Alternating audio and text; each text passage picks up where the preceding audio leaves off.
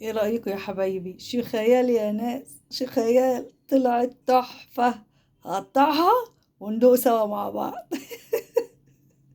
والله طلعت جميلة وشكلها حلو، عجبني بجد. كنتش متخيلة ان التجربة هتنجح. يلا على البركة ان شاء الله. ايه طلعت تحفة بجد بجد، طلعت تحفة. هي قطعتها اهي، جميلة وحلوة ومورقة وجميلة، وندوق طعمها بقى. الله، مقرمشة من فوق من بره وطرية من جوه، بس طعمها تحفة. واللحمة طلعت متعصجة حلو. مية مية. جميلة والله جميلة. تسلم ايديا بقى، مفيش تعليق حلو كده ولايك واشتراك وتفعيل جرس.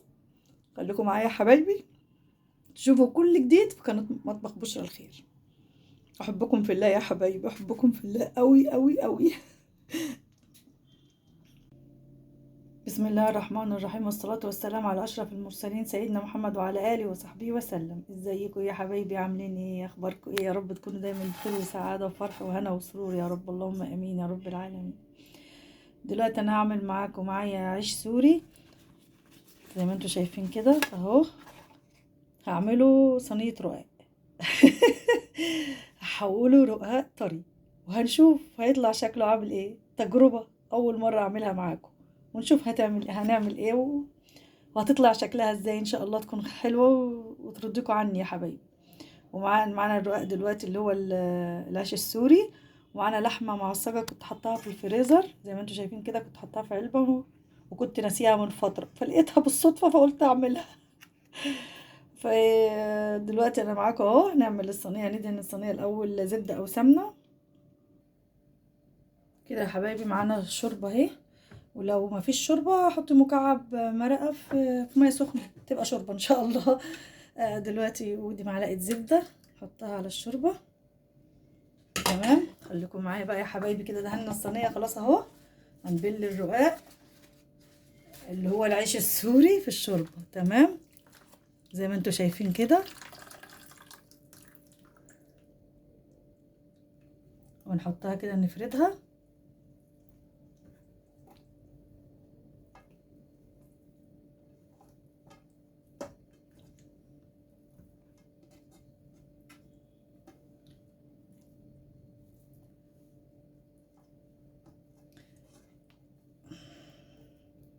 نفردها كده. نجيب طبعا الرقاق العيش اللي هو المتقطع ده نحطه في النص يعني. تمام، بل كده.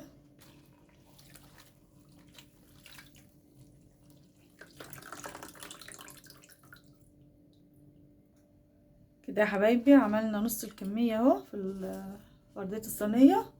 بعد كده هنحط اللحمة المعصجة، وهبقى اكتب لكم التعصيجة بتاعتها في صندوق الوصف، وهتشوفوها ان شاء الله عندي على القناة. ما تنسوش يا حبايبي الاشتراك وتفعيل الجرس وكلمتين حلوين في التعليق يا حبايبي. وتشجعوني كده، شجعوا مطبخ بشرى الخير. شجعوني يا حبايبي. كده هنوزع اللحمة.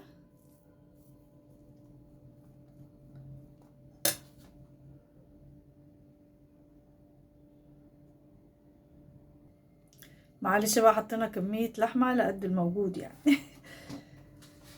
دلوقتي هنعمل تاني بقية العيش السوري زي ما انتوا شايفين كده في الشوربة.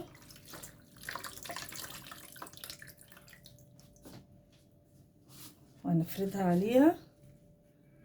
في تركات في الاخر يا حبايبي هقول لكم عليها، بس ما نخلص الصينيه رص ان شاء الله. هتشوفوا التركات اللي انا بعملها بيها بتبقى حلوه. بدي حته حاجه كده يعني من عندي اختراع.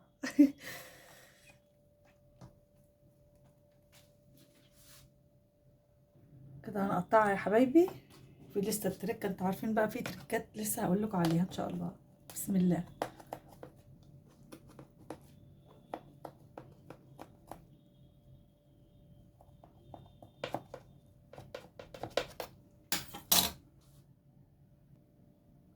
زي ما انتوا شايفين كده يا حبايبي خلصت تقطيع الصينيه.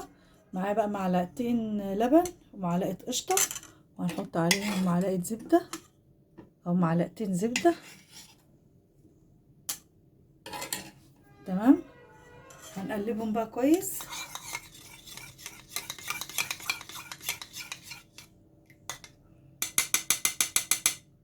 بادئه في المعلقه معلش. كده، وهنسقي بيها الايه الرقاق. هتشوف هيطلع شكله عامل ايه، جنان، جميل جميل جميل بجد.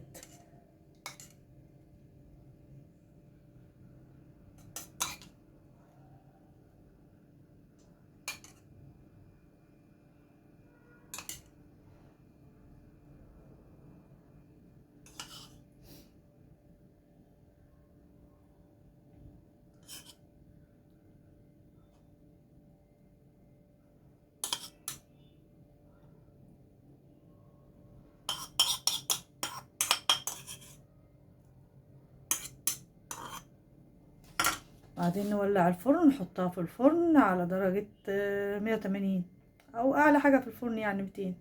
كده يا حبايبي خلصنا اهو الصينية. هنحطها بقى في الفرن ونشوف هتطلع شكلها عامل ازاي. اول مرة اعمل معاكم العيش السوري زي الرقاق. عملته كأنه رقاق طري. يا رب يطلع حلو. ادعوا بقى، ادعوا.